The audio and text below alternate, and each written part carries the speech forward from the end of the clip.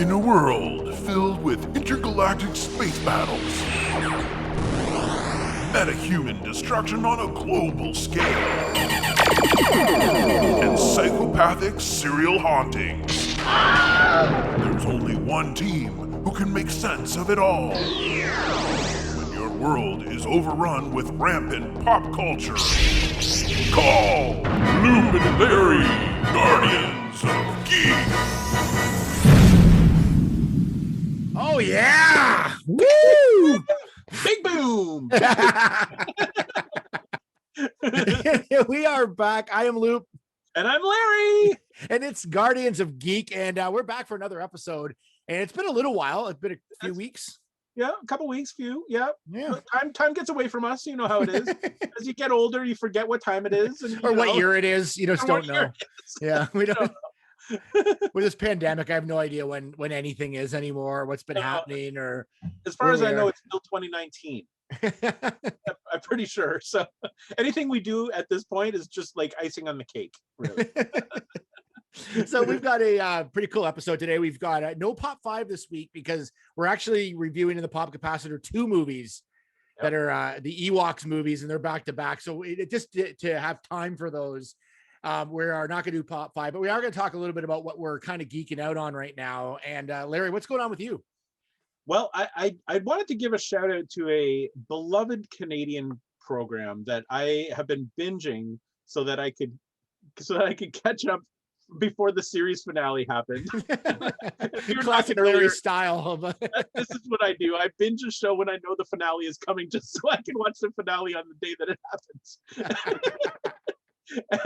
So I was doing that. So the show I'm talking about is called Kim's Convenience, and I don't know if you've heard of this, if you watched it. Yeah, no, I've heard, I've definitely seen it, like, but I haven't watched it, like, I just because there's 1,000 shows on. So, but it looks good though. It's great. It is so much fun, and it's one of those shows that flew under my radar for the longest time. But of course, I found out that the thing was going to end, so I got to jump on the bandwagon. But anyway, it's one of my favorite shows. It's so good. But the reason I bring it up is because it's a Canadian show. It takes place in Toronto, and it's about a Korean family that owns a variety store and sort of their daily lives. Like, it really is a show about nothing. It's like Seinfeld, but it's the characters are so lovable, and it's just a really nice show. Anyway, the father in the family, who is referred to as Appa on the show, which is Korean for father, his name is Paul Sun Hyung Lee. And the reason I'm including this in our podcast is because he also made an appearance in The Mandalorian as Captain Carson Teva, one of the X-Wing pilots. But what was so cool about that is that he is a massive, massive geek. Like a massive Star Wars fan and just an all-around geek, to the point where he actually makes his own Star Wars costumes, like accurate helmets and outfits, and just on his spare time, like, just for fun. So that's like incredible. This is how geeky he is. And so for him to land that part in The Mandalorian was a massive deal. But it was even cooler for people who were watching Kim's Convenience, because everybody just knew him as the friendly Appa from the Kim's Convenience variety store and blah blah blah, and then all of a sudden there he is on The Mandalorian and on the worldwide stage, and it was just so exciting, and you could see how excited it was for him in when he was performing this whole thing. So I just wanted to give a little shout out to a now Canadian classic, Kim's Convenience, that just wrapped up last week. Sadly, they cut it one season too early. They cut it one season early. It was supposed to have 6 seasons. The showrunners decided that they didn't want to run it anymore, so they decided to end it with 1 season left to go, which was unfortunate because it didn't really wrap up things properly. But anyway, that's how things go. So that's my big geeky binge for what isn't there a character in it too that isn't the guy that's in that Shang-Chi or whatever, the Marvel movie as well? That guy's in it as well, right? Yeah. So Appa's son Jung in the show is now become the lead actor. So from this little tiny Kim's Convenience TV show, you've got a spin-off Mandalorian connection and a Marvel new Marvel franchise connection. It's crazy. Like, from this little show, like, isn't that crazy? Yeah, so so there's if you want to see the origins of these people, check out this convenience. I believe it's streaming on Netflix right now, but it's just a great show. So Oh, that's yeah, cool. so that's what I've been up to. Excellent. How about you? What have you been doing? Well, I got two quick things. I finally finished it. Remember, like podcasts ago, I started reading the book. Wow, you finished that? I finished the whole thing. Yes. How long put did this, how put many this years date in your calendar that I had No. actually finished. Well, I actually finished about 3 weeks ago, but I did finish it. Yeah. How many years has it been that you've been reading this not book? not even a year. Like I bought it last summer, I think. What? Yeah, and then I started reading it. So It's very I got through impressive. it. It was weird though. It's weird when you read a book after you've seen the series, or I guess even vice versa, because you see all the things that they left out of the book that went in that didn't go into the series, or how they flip characters around or whatever. And also it's weird because there was a mini series and the series and in the movies, it both took like different things from the books that the others didn't. So I found that kind of interesting as well. But there's some stuff in that book that I'm like, I'm kind of glad they did not put in the movies, and just like there's this side stuff. Wasn't there a really controversial scene sort of with all the guys? And yeah, it was very odd. There's some really weird, like twisted scenes in there that they just didn't put in either of the versions. So anyways, I did finish it. I was very excited to finish it. Like I was like, I'm gonna finish this book. I'm gonna get it done. So then I watched both movies back to back after I had read the book, just to see what was there and what wasn't there. And I caught a lot more stuff in the second viewings of them. Really?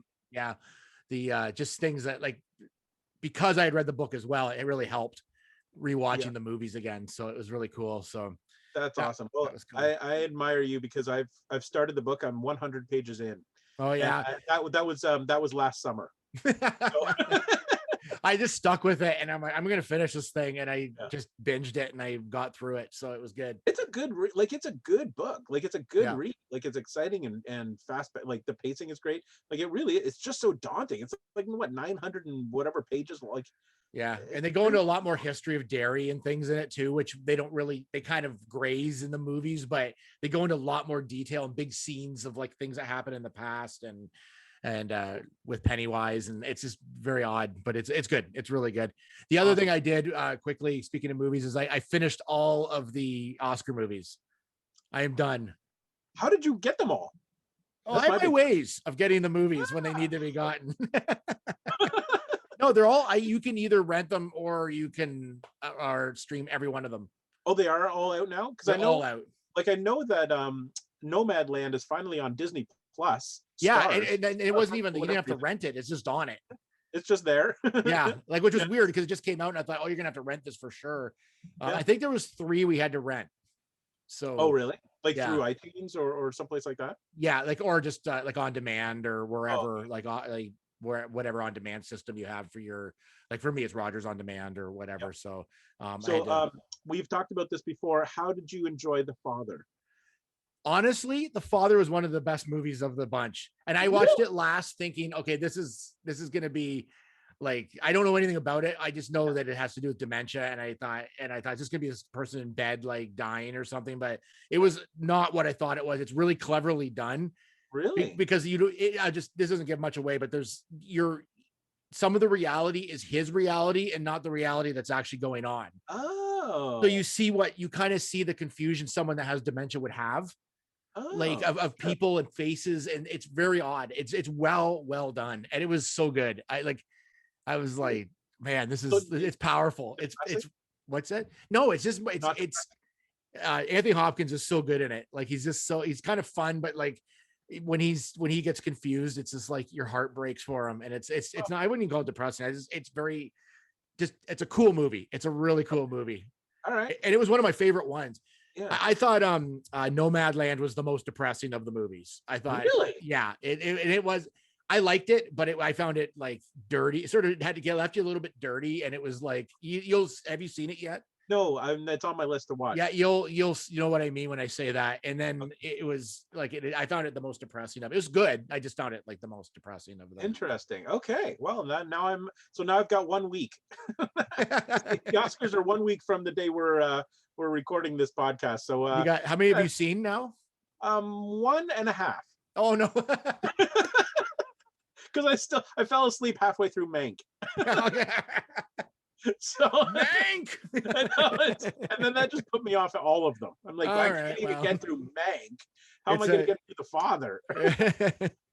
Yeah, they're all good. They're all like good in one way or another. I actually would rank Mank a little bit lower on it, but they're all good in some way, shape, or form. So well, and that's the funny thing about the Oscar movies. Like every year there's movies on the Oscar Best Picture list that we're all like, I'm not interested. It doesn't look like, and then you just watch it because it's a Best Picture, and then you realize why it's a Best Picture nominee. Yeah.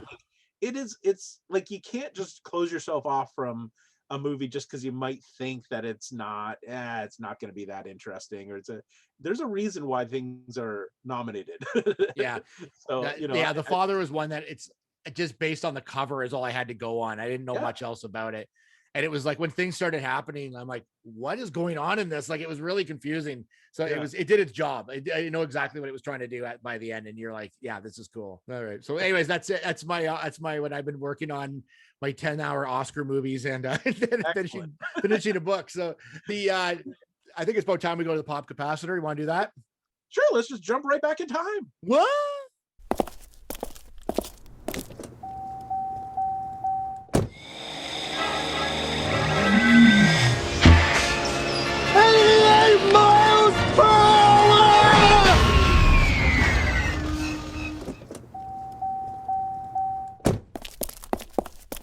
All right, it's the pop capacitor, and today we're talking about 2 EWOK movies that came out in the 80s, which I actually kind of forgot about until Disney Plus put them back on recently. And what do you call these again, Lawrence? Before you go, I just want to let you know this is an EWOK double shot. It is not. There's nothing called that. No one has ever called that. It was actually called that, and then I decided that it's better to call it the EWOK Talkie Talk, because that's what we're doing. We're talking Ewok, so it's the EWOK Talkie Talk. And then I thought that's really complicated for you, really. So I just shortened it down to the Ewokie Talk. So we're about to launch into where are you going? That is not a thing. It is. It's the Ewokie Talk. All right, let's get into it. So there's 2 movies, Caravan of Courage and Battle for Endor. They came out 2 consecutive years back in 84 and 85. So let's start out with Caravan of Courage, which is the first of the EWOK movies. This one came out on November 25th, 1984. So that's like, what, a year after Empire, Return of the Jedi? About a year and a half, because the other one came out in May of 1983. So about a year and a half later. And this was an ABC Sunday night movie. And it was actually broadcast on the radio at the same time, like simulcast on the radio. Yeah, that's who would have been listening to it on the radio? I don't know. It's like people who want it sonically. I guess the idea was that you could turn it on, watch it, and then have like a stereo sort of like experience. Okay, so that's what they did back in the day, I guess. Yeah, and they were MacGyvering all their movies so they could get the best quality. I've never even heard of this happening before. So, and then 16 million viewers, and it was nominated for 2 Primetime Emmy Awards, and one for the best special effects. Really? For that, yep. Oh, really? Oh, I got really deep into these movies. Really curious to know what the other special effects heavy movies were in, or if this one won for best special effects. Well, in 84, wouldn't have like V could have been out that year, that miniseries. So I mean, I don't know how they're done. Let's just say when you suggested these, I was like, oh my God, I got to watch these EWOK movies. Yeah. Because the first thing I think when I see these 2 is I'm thinking, oh, it's going to be another Star Wars Christmas special. Yes, like totally. with the Wookiees, like that's what I was kind of expecting. But then I got immersed in them pretty deeply. Yeah. Yep, I did too. I was really surprised, and I don't think I've seen these movies. Well, I mean, I think I probably saw them on TV when they came out. Yeah. So apparently, even the home video release is out of print. Like, you haven't been able to pick these up on DVD or Blu-ray or anything. So if you haven't seen them since the TV show aired, it's really difficult to actually watch them. So yeah, I think the last release I read was in 2004. Yeah, I think, and it was like a double DVD with both movies on it, but it discontinued pretty quickly after that. It's really, because I actually remember a couple of years ago this coming up in conversation or something. So I thought I should really pick these up. Like I have all the other Star Wars stuff. And I couldn't find them. Like, and you can get them on eBay, but they're really like ridiculously expensive. Yeah. And that I'm not spending crazy money for a movie that may actually be garbage. Yeah. Especially if you haven't seen it in a while, right? Like, yeah.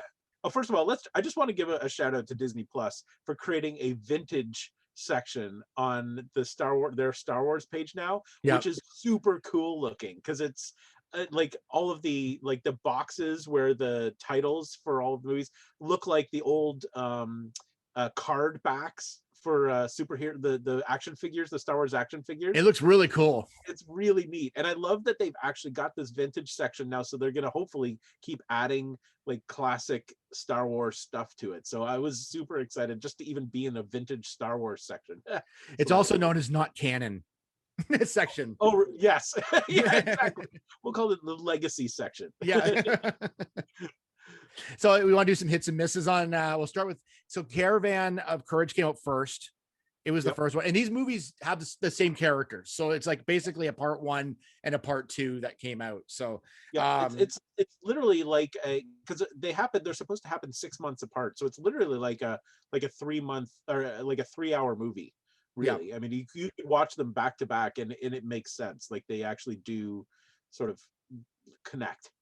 Definitely two sort of different styles for sure too, though, like the way they're done. But so we can start in on hits and misses. I got some other facts I'll sprinkle in as we go. And because again, I got way too much into these when I started watching them. Really? So it was, all right, why don't you lead us off?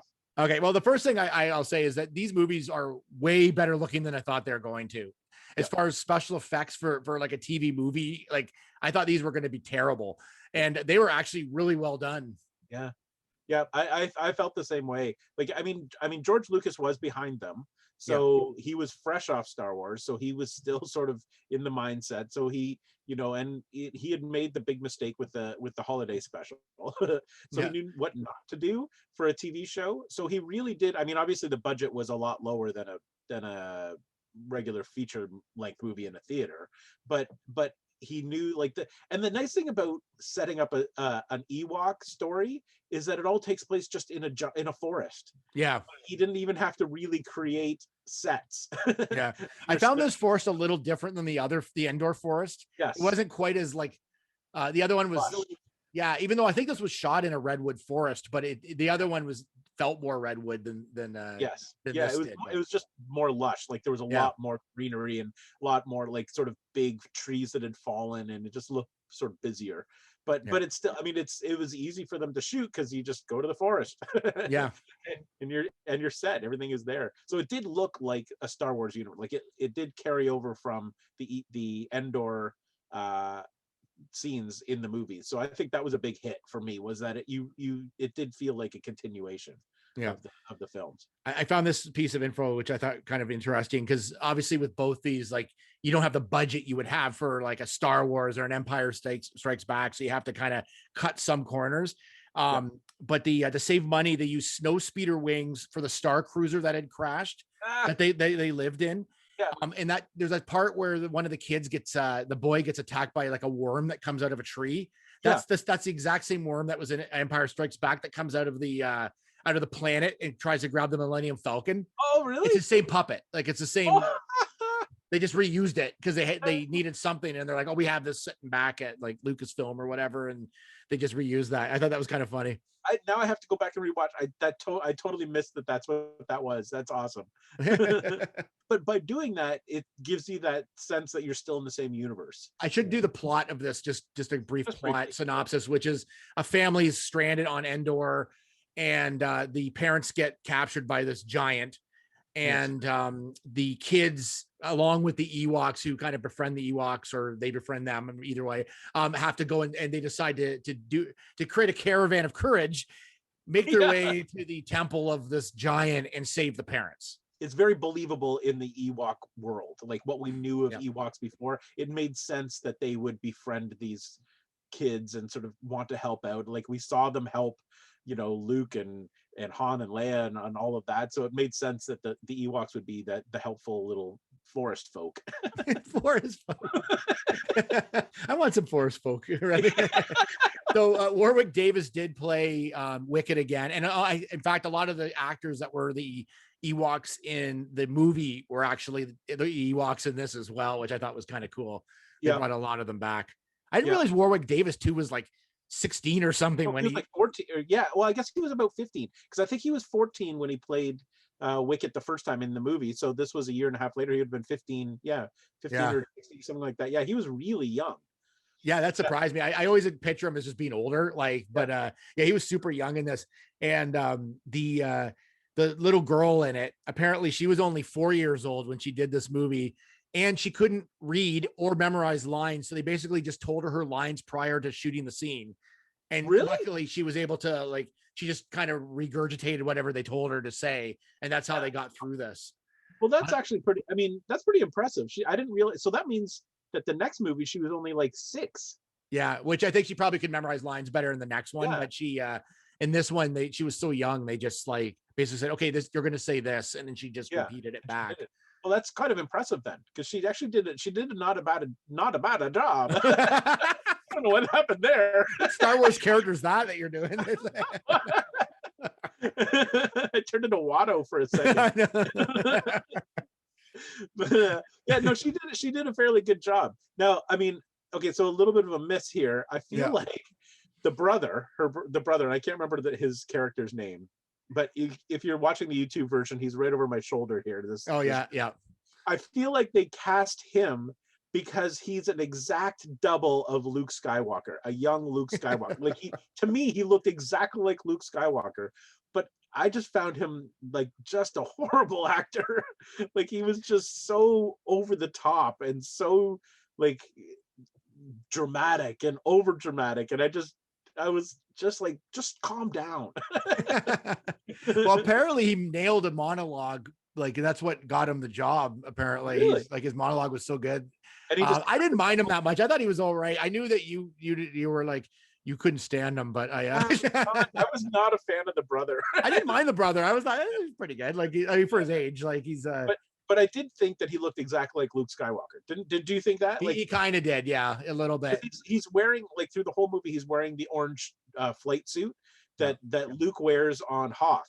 So I'm not really sure why he's wearing that, but he is. Yeah, I don't know either. It's and his hair is very similar, and just he looked very Luke Skywalker-ish to me, and I just felt like that was part of the casting, was just to get somebody who looked like Luke, maybe. I don't know. But I just found him really over the top and just sort of more angry or something. There's something about him that I. Yeah, well, I mean, it's a child actor, right? They tend to go to the school of Barney acting a little bit sometimes, and it's not their fault. I mean, they haven't honed their skills yet, right? To be able to, but I understand what you're saying though. He was there's a few parts in there he sort of overdid it.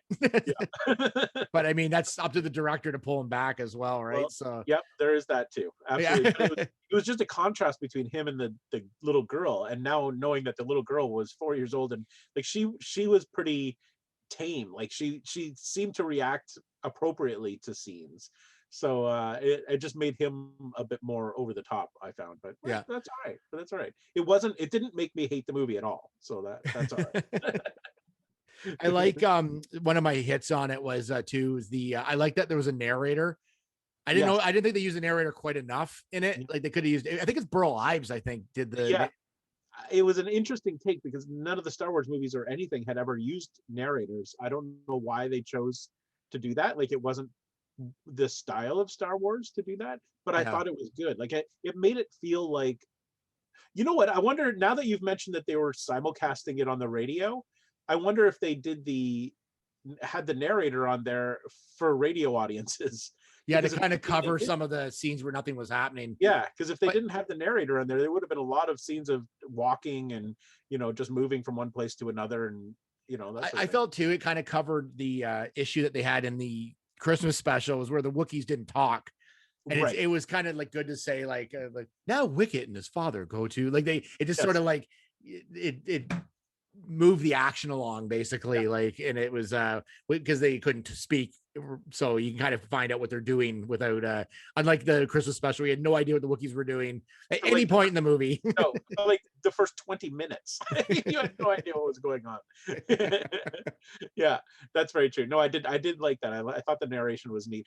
And plus it's also, I mean, it's also more a kid movie, so it felt more like a fable. You know what I mean? Like with the narrator in there, it made it feel more like a tale of old. Kind of reminded me of Willow, had a Willow feel to it. Like it did. Well, I mean, that was George Lucas as well. So you could see the origins of Willow, and especially in the next movie we'll talk about in a second, Battle for Endor, you could really see sort of that magic and developing, and you could see where George Lucas was heading with Willow after these movies. He was like, hey, this is a genre I like. Did you find the music sometimes? I like the music generally in these, but you find it kind of sound like Star Trek at times? There's a few parts that sounded like the like I had that. So I'm like, are they like stealing Star Trek music? Like there's a few little parts in it that I was like, had those like Star Trek riffs in them, and I'm like, interesting. I didn't catch that, but that was on one of my hits for this movie. Was I actually really liked the soundtrack. I thought it was really good. Like it didn't really have many of the Star Wars themes in it, like the traditional ones, but it was a big like orchestral soundtrack for a made for TV movie that really made the action better. I was really impressed that a movie like this, I mean, but also, I mean, you got to remember by this time Star Wars was a global phenomenon, because all three movies had come out. It was a massive hit, so they could afford to put more into it. But I actually was really enjoying it for both of the movies. I thought the soundtrack was actually really quite good. Yeah, and next time you watch it, just take a listen. There's a couple parts where I'm like, sounds a little bit like Star Trek, like just a tiny bit, like I know, like, just enough that it sparked my ears. I was like, hey, what's going on in this? Yep. One of my other quick hits was early on in the EWOK in Caravan of Courage. You hear a lot of yub nub. I love that. which made me think that they were actually going to play the original song from Empire Strikes. They never did. No, I wish they did too. That would have been cool. Yeah, but they didn't. But I just thought it was kind of cool to hear yub nub. I don't know why that brought me such happiness, but it did. One of my misses was that poor horse. There's a part in it where they're around the caravan, and this horse has to carry, like, it looks like the size of a small RV on its back. Yes. And then they keep loading kids into it. I know, they keep loading people into it. And I'm like, how can this poor, like, even like without anybody in it, it looked super heavy. Yeah. Like maybe it wasn't, but it looked really, it was massive. Yeah, it was absolutely huge. And they were literally like, they put Wicket in it, and then they put the girl in it. And I mean, I don't know. I mean, maybe they made it out of like balsa wood or something so that it would be really light. I don't think you ever saw anybody come out of it when it was on the horse. So I think the inside shots were shot separately. Yeah, they must have been. Yeah. But I don't know what it was made of, but it was massive. Yeah. You could have put another horse inside this thing. It's an EWOK RV. Like, it was like but yet the horse was actually walking with it. Like, you actually saw the horse. I mean, so I don't know, but it was a massive structure on the back of this horse. It was so ridiculous. It was so huge. I have one more hit for this, and I really like the giant in this. So they have the giant steals the parents. They have to go to this like castle to find the giant. Which reminds me of another miss I had in here. But the giant, it was pretty cool actually. Like, I thought it looked great. It did. That was a big hit for me all around in this whole EWOK adventure, was the styling of the costumes, like, and the creatures. Like they were the same as creatures you would have seen in the movies, like in the theatrical releases. So I mean, they put a lot of work into creating, for the time. I mean, now they look pretty dated, you know, because they don't really, like, the mouths don't really move, and that brings up another miss for me. I'll tell you in a second. But they don't move very fluidly, and they're pretty like a solid headpiece kind of thing. But the detail is really cool, and yeah, I was really impressed with the amount of time that they took to create these worlds. But my miss was that they, even after Return of the Jedi, when they had the Ewoks, for whatever reason, in the first movie, Caravan of Courage, the Ewoks' mouths didn't move.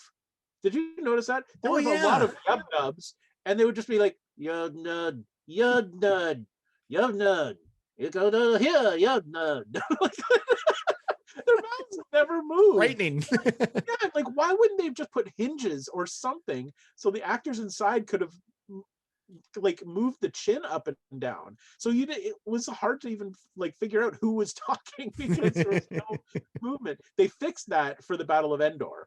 Yeah. Battle of Endor, that was one of the first things I noticed, was that the mouths now actually moved up and down, so you can hear. But we'll talk about that in a minute. But anyway, that was the one of the misses that I found with the costuming. As much as I loved it, I was like, why couldn't you have just fixed the mouths so they could?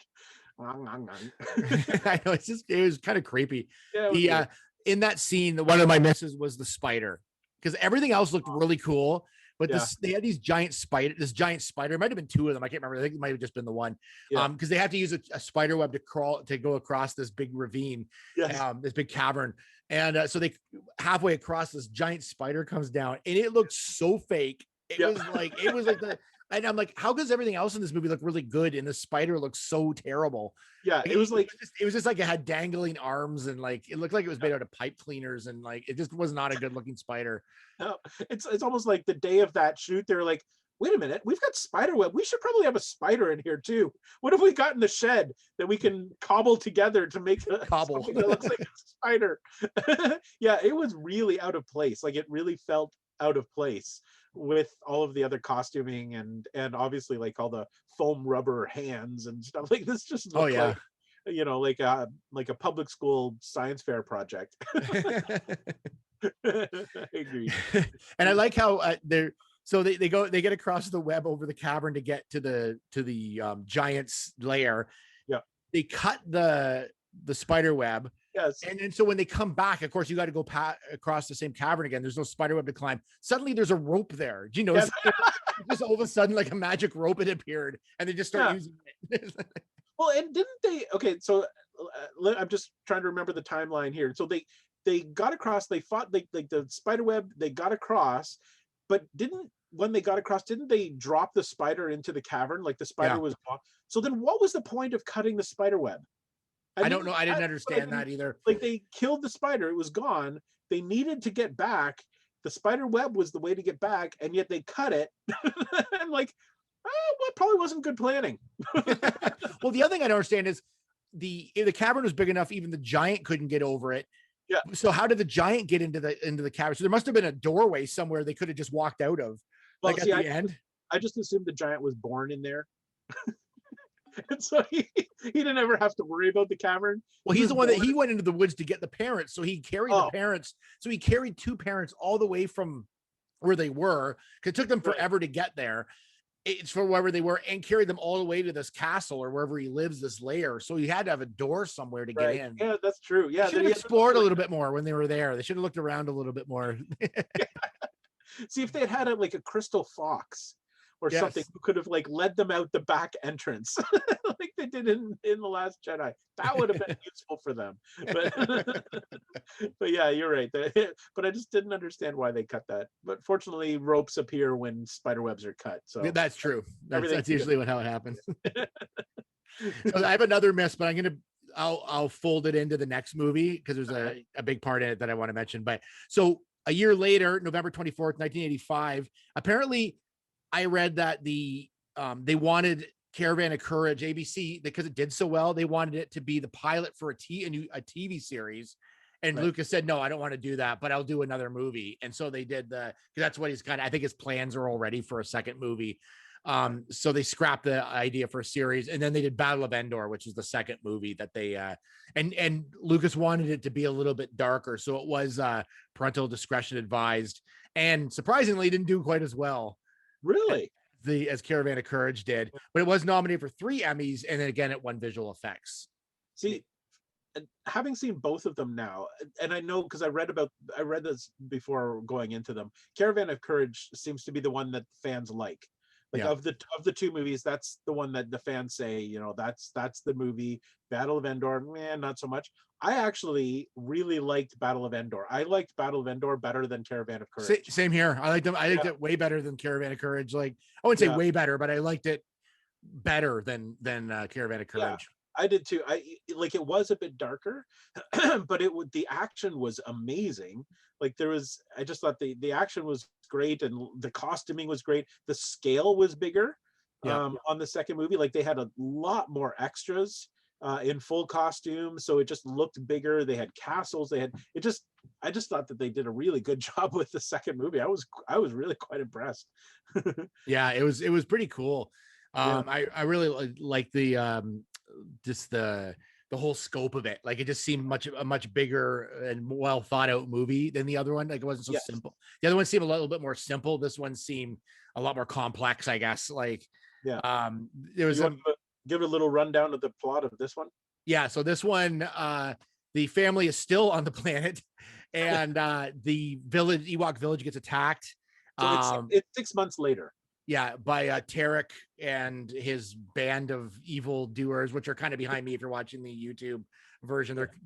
Evil doers. Yeah, they basically burn the camp down, essentially, like the Ewok village or whatever. See, this is a different Ewok village too, I should mention, than the one you see in the movie. The other one was in the trees. This one's more like a ground level sort of like side village, I guess. Yeah, much easier to recreate a village on the ground. Yeah, for sure. Than everything up in the trees. Yeah. Although it did surprise me that they didn't just reuse the sets. Like if they're making because it's Wicket, like Wicket lived in the trees. You'd think that they would have just brought the sets, like the tree house sets, over from. It was only a year and a half later they would still exist. Yeah, unless they like burnt them or something after the movie was done. I don't know. Yeah, they seem to keep a lot of props though. So but so anyways, they burn the village down and they take did they, I can't remember if they captured someone there. They went back to their castle. Well, they captured the father. Like the father, so the whole premise is Tarek, the big bad evil dude. And they never really, this is something maybe you can explain to me. They never really explain why this is, but Tarek wants this power tube. He needs this tube, which is essentially just like a power core for a spaceship, but Tarek wants this power core because he wants the power. So he thinks that the family, the parents and the two kids have this power that he wants, so that's why he attacks them. But in the process of doing that, he kills the mother. So the mother, like, this is pretty dark. He kills the mother. The brother is the same brother, and he's fighting, and he gets shot and killed, so he's dead. Then they capture the father. Like they capture the father at his spaceship, and we're like, we want the power. He's like, I don't know what you're talking about, the power. And then another little battle ensues there, and they shoot the father, and then the father is dead, and the little girl, Cinder, runs off. So hey kids, watch Battle of Endor on ABC. So dark. It's so dark. The first like 10 minutes of the movie. I know. Like, it's like, oh, hey, there's the brother from the other movie. Oh, gone. Yeah. Like, wow, they really went dark for this one. But I mean, I think they probably also realized that the brother was not the the actor that. See, I win. The brother was not the actor, so they killed him off right away. Larry, what do you think of this actor? Kill him. And then kill him off. we just need him to transition the two movies, and then he's out. and then the parents really didn't do very much at all in the first movie, so there's no need for them in the second movie. Yeah, no, they had. But the funny thing was the father was a different father. The mother and the brother were the same. The father was the principal from Breakfast Club. Yes, I know. I'm like, that is not the same guy at all. I don't know what's happening here, but anyway. And he got the horns of Tarek. Yep. Yeah. I thought that was really odd, considering he was only in it for like 10 minutes. Why? I don't know why they. Maybe the other guy didn't want to do it or something, or who knows why. And Tarek was played by, who's like the big baddie in it, was played by the guy that plays the giant in Twin Peaks.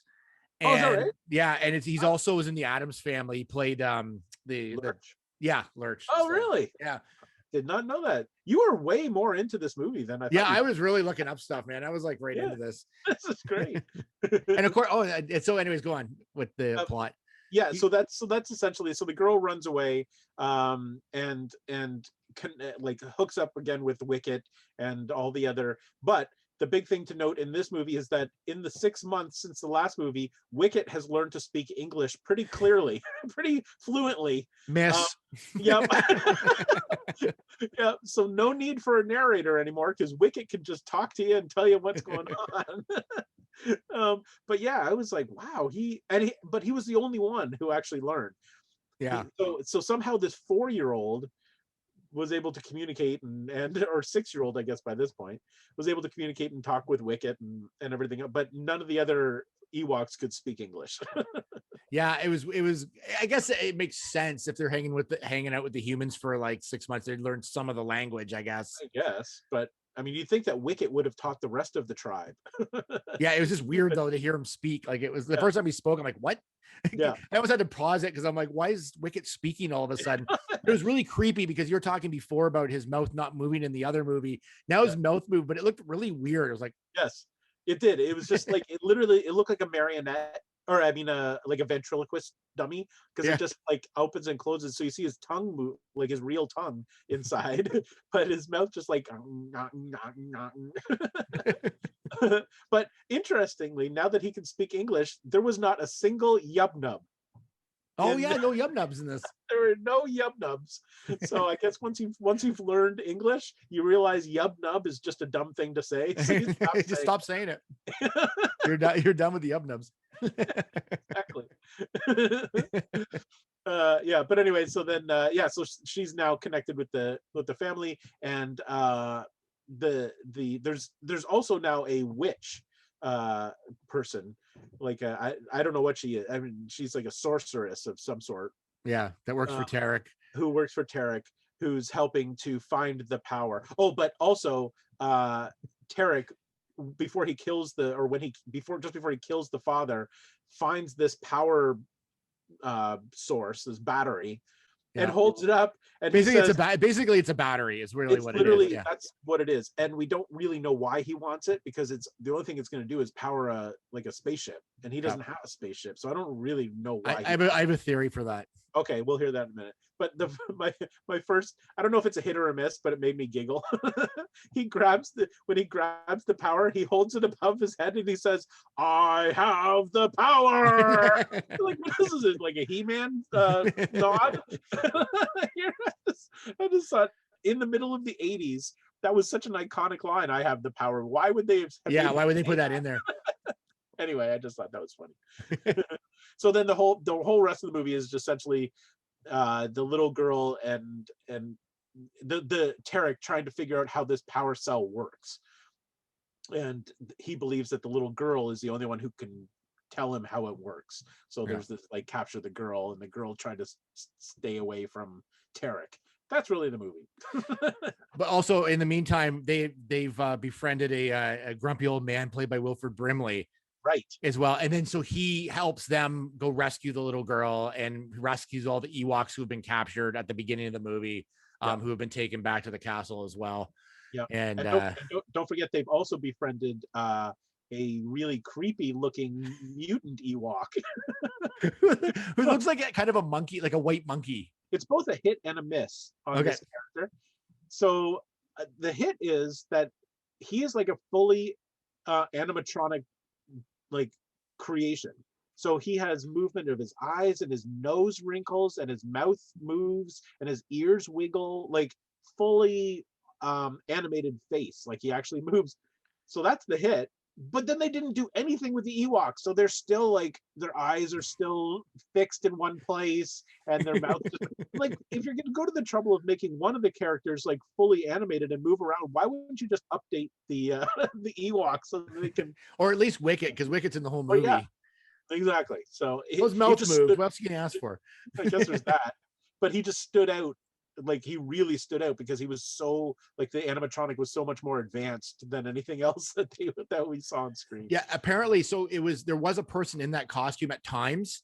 Yeah. And then there was two different shots. There was like the shot of like when it was just walking around with them and stuff, and then there was the close-ups where the animatronic, and then there was shots with the person in the costume as well. Right.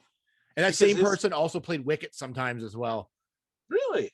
Because of they had a lot of children on the set. This is one thing I learned about this. There were so many children on the set that the main girl, what was her name again? Sindel. She could only work for 2 hours a day because she was so young. Oh, right. So they said anytime there was they had another person play her from behind. So, and every time you saw that wasn't her. Like, so anytime she was not facing the camera, that was somebody else. Interesting. And anytime she had lines and you could see her, that was because they only had her for so long, so they had to like kind of work around that. So they only did like each day. So it's kind of cool. Well, they had a really good hair and wig department then, because I wouldn't have known that was somebody. It was a very good wig that she was wearing, because they did a good job with that. But this, now I can't remember his name. Twig. I think it was Twig or something. Tweak or something. Tweak. How memorable this character was. Yeah, I think it's Tweak, something like that. His thing was that he has super speed, so he could run, but he'd run like he was like the Flash. He'd run super fast, so he was really helpful to them because he could run in and out of places and do things. But anyway, did he ever really help them though? Like with that super speed, was there any part where he actually did anything? I can't remember. Well, I mean, at one point Sindel gets captured and put in a jail cell, and the little Tweak thing comes, like, has to get the keys that are on the belt of one of the guards. Rushes in really quick and grabs the keys and does his little comedic routine and then rushes back out. So I mean, he's helped a little bit. I'll give you here's my theory on that battery this guy's like. I'm assuming because these guys are on a planet, they don't have a spaceship, they've never seen anything like that. It's just more because there's lights flashing on this battery and things like that. They think it's something magical, but it's really not to anyone else, but to them it's magical, because it's like when C-3PO showed up in Jedi, when he in the Ewoks think he's a god. It's the same sort of thing. They've never seen this, so they think it must do something because it flashes, and it's like it's got to have some sort of magic ability, but it really doesn't. It's just a core for the battery core for a spaceship, basically. Right. Oh, smart. Okay, I buy that. You're right though. It's exactly like when C-3PO shows up and he's shiny and gold, and he's obviously a god, but he's not. So it's just the people are so primitive. Like it'd be like if we found something like some piece of alien tech or something, we think, oh man, this is so cool. Like, but to them, it's like that's their bathroom or something. Like, you know what I mean? Like, it's like we just don't know, right? So they just assume they assume it's something really cool, but it's like, what? Yeah. No. Okay. Fair enough. I buy that now. That makes sense. There's a kind of a funny fact. So they based part of the story is based on the movie Heidi, or the book Heidi. So, because in Heidi, there's a little girl that gets befriended by like a grumpy old man in it. Oh, yes. So that's where that character between Wilford Brimley and her, because he is grumpy, man, in this movie. He's grumpy, but it's one of these funny things because, like, he's grumpy, but he's grumpy to hide the fact that he's a really soft-hearted guy. Yeah, he is. He really is. He loves the little girl, and he loves Wicket, but he's too much of a man to show love, so he's got to be grumpy. And you better not come in here, but if you do, I'm going to give you a nice warm bed to sleep in. Yeah. I like when he just kicks them out too. It's like, you two got to get out of here and sleep outside at night. What? Yeah. It's like until they do that, and then he realizes, nah, I'm still gonna be mad, but you can come back in and I'll give you a blanket. So okay, here's a funny thing now that you've brought that up, that what this movie is based on. I totally felt like this was a takeoff on Land of the Lost. Because all I kept thinking was this little girl Sindel was Holly, Wicket was Chaka. Yeah. And these bad guys that you can see behind you if you're watching the YouTube video, the bad guys with the slee stacks, because they kind of look like slee stacks. There's one scene where they're Wicket and the little girl find themselves in a cave. They're just looking for shelter, so they find themselves in a cave, and Wicket's building a hand glider, like a hand glider. And he's looking around the cave and he's looking for bones and stuff, and he pulls a bone out from under what he thinks is a stone, but it's actually a dragon type creature that's all stop motion animation, and it's got wings. And that was totally Grumpy from Land of the Lost, the dinosaur who's like constantly like after Holly and Chaka. And I'm like, this is literally just an episode of Land of the Lost. Apparently that scene, they had cut a lot out of the movie, and they're like, we need more to make this 2 hours. And that scene was developed after the fact. They're like, really? I had this idea for someone hang gliding, and that they basically they kind of developed that whole scene, because it really has nothing to do with the rest of the movie. No. But it was just kind of a cool scene. Like, so well, and it was also a throwback to Return of the Jedi, because remember, there was a hand glide, like a hand gliding Ewok in that, who, by the way, just passed away. The actor who played that hand gliding guy also played Tweaky on Buck Rogers. Buck Rogers, yeah. I can't remember his name. I can't remember his name right now. But and he played Cousin It, didn't he, as well? He played Cousin It on the Addams Family. That's two Addams Family references we've been able to make in the show without even talking about Addams Family. No, that's right. It was like a Addams Family reunion on this in this show. But anyway, so it made sense for them to have a hand gliding scene, because you like went back and you saw him build it, so it worked. Like that worked as a scene. I thought the movie this reminded me of was Dark Crystal. Like it had the villains in it, like that whole scene where he's on the throne and they're just kind of like milling about, like eating and doing stuff. Remind me so much of Dark Crystal, like the bird creatures or whatever in that, like. Yeah, 100%. And even, like I said, that at one point they're locked up in these jail cells. The room where the jail cells were was right out of Dark Crystal. Like it looked totally, it 100% reminded me of that. Yeah. Now we're talking about the Dark Crystal, the movie, and not Dark Crystal Age of Resistance, right? Because I wouldn't know, because I haven't actually watched that. Okay. No. Talk about the movie. Okay. But yeah, there was a lot of like callbacks to different 80s sort of things, which was nice. It was cool for the time. Yeah, like the villains in it, the monsters were really cool looking. I thought like the special effects in this movie, I thought were like crazy good. They were really good. And I got to tell you, like the thing that really clinched it for me was there's this end battle like at the end of Battle for Endor.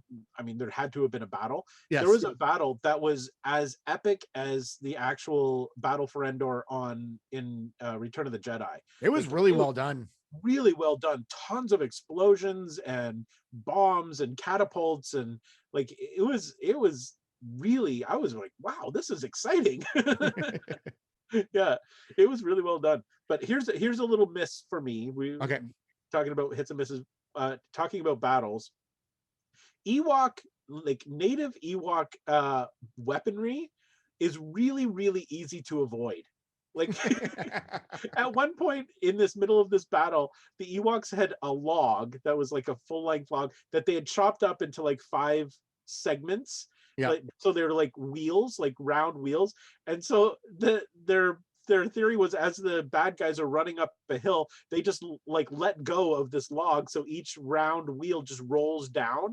Well, it's just like a round. It's like not like 6 inches wide. It'd be so easy to not get hit by those. You just step to the side and the thing.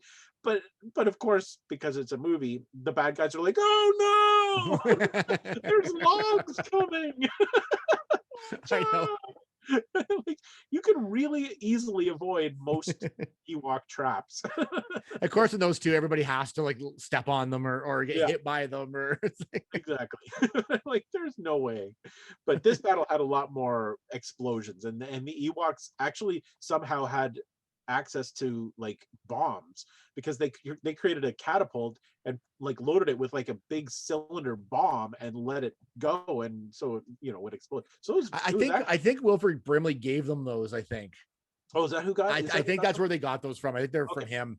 So that's why they had that's how they had that technology. Yeah. One of the things I thought was a miss in this movie, and I don't know, maybe it's just me, is that the use of the fantasy element of it.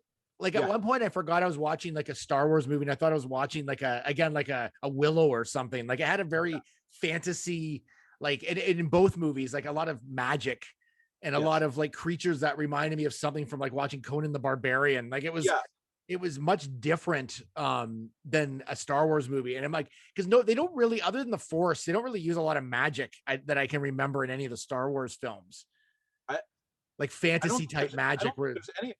No, like, and this is like I said before, the sorceress person, this witch person, had a ring that would transform her into a raven. Yeah, like there was nothing like that on in any of the Star Wars movies. Like that was a totally new concept. But I bought into it because like we don't know very much about Endor. Like we know the Ewoks, like we don't know anybody else who really lives on Endor or what they do. And because it's such a primitive planet, with that's just like forests and that sort of thing, it seems right that there would be magic and sorcery, and like of all the planets in Star Wars, it seems like Endor would be a good home for like a sorceress and castles and medieval stuff. It doesn't say there can't be magic. It just we haven't really experienced it in any of the movies, so it just seemed out of place in a way. Like I felt like I was watching a completely different type of movie than a Star Wars movie, but totally. But like it fit into the boundaries of this movie. I just found it a little odd that there was so much of it, because there was magic as well in the movie before that as well, a little bit here and there. So but I feel like that's what we were talking about before, that George Lucas was sort of exploring this sort of like sorcery type, because that was so popular in the mid 80s, like with Beastmaster and all of those types of fantasy movies. That became such a big genre that George Lucas was starting to explore that, and it was those elements that transferred into the Willow, moving into Willow. You could really see him like moving away from sci-fi, like from space drama and space action to like fantasy action. And it was interesting, but it did feel different for sure. This is another mess that I just don't understand. If you have a chance to look at the Ewoks Battle for Endor poster, which is behind me, who is this guy? Yes. Is it Ripley from Alien? Who is it? Can you? That person is not in the movie. I'm trying to get out of this frame so I can slide. There we go. There he is. Move your chair. There we go. There you go. There. That person is not in the movie. I don't like. It's literally like Buck Rogers or something. Well, yeah, it looks like this adventurer. I'm like, I kept waiting for him to show up, because in the poster, so the poster it's like a classic where it has a whole bunch of characters all kind of melded together. And there's this guy that looks like, I don't even know who he is. He's not in the movie at all, like this character, and I don't know who he is, but he's front and center on the poster. Yeah, and he's sitting there. He's got like an entire storyline was cut from the movie after they released the poster. I couldn't find any information on him. I'm like, who is this dude? Like I don't know if that was just an original sort of artwork for it, because he was not in this movie at all. I don't know who he is. But there are. I thought it was maybe there are multiple posters with him in it. Like there's the one that you're sitting in front of right now, but there's another one for because there was a Scholastic book, like a book version for kids. He's on that as well. Like that's the artwork that they were using. So I'm like, I don't understand this. Like, who is this person? I was waiting for him to show up. I thought it was going to be sort of like a Han Solo type character to kind of stumble upon or something. Never shows up in it. We got Wilford Brimley, but we didn't get this guy. I don't know. Maybe it was him when he was young.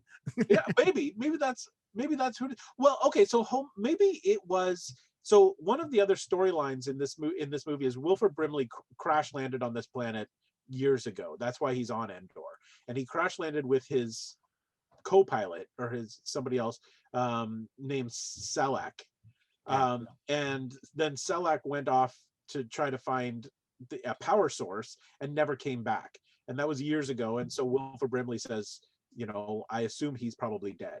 So and then later on in the movie you find out that yes, he was captured by Tarek and his bad guys and put in this dungeon, this prison cell that we were talking about, and his skeleton is there. Maybe that guy sitting behind you is Selleck. Maybe they actually had a backstory on this guy. That's the only thing I can come up with. Yeah, I don't know why he's on the cover. Like, maybe just look cooler if he had like some other person on the cover, but I don't know. Like, And I don't know if Wilford Brimley really sells it. No. Like, you know what I mean, on the cover of a movie. But I don't think he would. No. Yeah, maybe you're right. Like, maybe they needed like a Han Solo type thing going on, but they failed on that. That is an epic fail. Like an epic. Yeah, when there's characters on the poster that look like they're main characters who aren't even in the movie. Yeah, that is a big miss right there for that. It's in there. Yeah. I've got one more major hit. All right. That I thought was a major hit was Wilford Brimley dropping an F-bomb in the movie. How did that happen? I watched it back. I got so obsessed with it. I kept watching it back. I'm like, he didn't just say the F-bomb, did he? And I'm like, so there's a part in the movie where he gets the power source and he puts it into his old ship and he turns a button to see, or turns a flick to see if it's going to power the ship. Yeah. And it doesn't at first. And then he swears. Yeah. But I'm like, this is like on TV. This is a kid's movie for TV. Yeah. And I'm like, did he just say that? And I went back and I watched it like 6 times. And he said, and I know for a fact that's what he said. Then I looked, then I went to like YouTube things and other things, and he did. Apparently he did, and no one caught it or something. Really? So that is actually, because I know exactly the scene you're talking about. I didn't rewind it a bunch of times, but it instantly sounded like that to me. Like as soon as he said it, I'm like, wait a minute, what? It's not 100% confirmed, but like I've seen other videos where people are saying like he's famous for dropping this F-bomb in this movie, apparently. That's awesome. It is clear as day. Like it is. Like it's exactly what he says. Like I know it is because I watched it like a bunch of times. I'm like, there's no way he didn't say that. And it was like, no, because it actually shocked me when he said it. Yeah. And what's interesting is that even since they've posted this on Disney Plus, that they haven't cut that. Like maybe they don't even know about it. Like it was, I did see things where like because he had died like a few years ago, Wilford Brimley. Yeah. And I found an article where it's like his claim to fame is like one of his claim to fames is swearing in this EWOK movie. Yeah, there's no way Disney doesn't know about this. It's out there. It's just maybe they're just sort of not making a big deal of it or something. I mean, they forgot about it or something. Maybe they didn't think he did. I don't know. Like maybe after we post this podcast and the whole world hears this, us talking about it, Disney will be like, oh, we should probably do something about that. Yep. It's out there. Loop and Larry, they're on to us. It shocked me. Like, I mean, a kid wouldn't have picked it up, I don't think, but as an adult, my ear was like, whoo. Like, as soon as I heard it, I was like, it's definitely swearing. I racked it back like 3 or 4 times. Just to, like, it's like, there's no way he just said that. And I'm like, I'm positive he did. Yeah, he said it. But it was funny because it was in character. Like he was such a grumpy old man. It totally is what he would have said. Like, for sure. He did. So it wasn't shocking. It was only shocking because it's a kid's movie and it shouldn't be there, but it wasn't shocking that it would have been more shocking if the little girl had said it. No, that would have been awesome. Yeah. But it made sense. Like it kind of gave the movie a little bit more like edge. Yeah, it did. Super edgy movie. Yeah, because there's one F-bomb right near the end of it. Yeah. What else? Do you have any more hits or misses? No, I think I've covered everything. So what's your take on both these movies before we go? I honestly think that they still hold up. I really enjoyed them. And like I said, it was the first time I've seen them probably since 1984 or 1985. I don't think I've seen them unless they've been on TV, like in repeats, but I didn't remember either of them. The one thing that we did forget to mention in the Battle for Endor, that was the first appearance of the Blurgs. Oh, right. Yeah. Yeah, the creatures that Jon Favreau used in The Mandalorian, that the Ugnaught. Yeah, Jim. The Ugnaught Jim. He used to walk around the 2-legged, those big bulbous things. Those are called Blurgs, and they were based on the creatures on the Battle for Endor, they are exactly the same creatures. So that's awesome. it was a deep cut that Jon Favreau pulled out of there, because I mean nobody had seen these movies for decades, and so they look like a new creature, but nope, they came from the Battle of Endor. So if you watch Battle of Endor, they're all stop motion animation, and they play a pretty big role in it. Like they're in a fair bit. So it's a cool throwback to it just makes Mandalorian, like those little Easter eggs in Mandalorian, even cooler when you see the original stuff. So so it holds up for me. Yeah, it totally holds up for me. I thought the special effects were good in both. I went in thinking, oh God, this is going to be horrible. Yeah. And I was thoroughly entertained in both. I thought they both did a good job. The talking Wicket still creeps me out a little bit. I understand it made sense that he could talk, but I was just sort of like, it was weird. It was too weird for me. But other than that, I thought they were both fantastic, and they're worth, if you're a Star Wars fan at all, they're worth a watch. 100%. Sure. They really are. But it is important to watch them in order, like watch Caravan of Courage first, and then the Battle for Endor, because they really are like a part 1 and part 2. So you do get backstory from the first one, so you can't really watch them out. I mean, you can watch them out of order if you want to, but you get way more out of it watching them in order. But 100% they hold up, and I will revisit them. I'll not right away, but I'll definitely watch them again, especially now that I want to hear the Star Trek theme playing through it. Yeah, and I still want to find out who this dude is behind me. Yes. Who is that guy? We're going to put you on this, so by the next podcast, you need to have a report. I'm going to this is going to be my new thing. I'm going to try to find out like the secrets behind that guy on the cover, and who this guy is. That's the plan. So everybody stay tuned for our next episode, where you'll find out who the mystery man is on the Battle for Endor poster. I feel like it's someone that they originally were going to base it around. So they made the poster before they actually wrote the movie. Yeah. And then they realized that his character doesn't work, and they took him out, but they just kept the poster. I don't know. Yep. They'd already paid for it. It's done. So let's just keep I'm not going to be able to sleep until I know who this guy is. That's basically big news. This is important stuff we need to figure out. So that's the end of our show. Again, check us out on all our socials, and we've been posting a lot more lately, and we've got some other cool things we're going to be posting soon. When I say that, I don't know what that means, but you throw things like that out as if like people are going to be like, oh, I can't wait, and then we have to figure out what they are. Really exciting things coming up. You just wait. Just it's just a common thing to say, when you do anything on YouTube or on a podcast. Like, we got lots of stuff coming up, and it's gonna be great. So just check out our socials, and we'll see you next time on Loop and Larry, Guardians of Geek. Bye.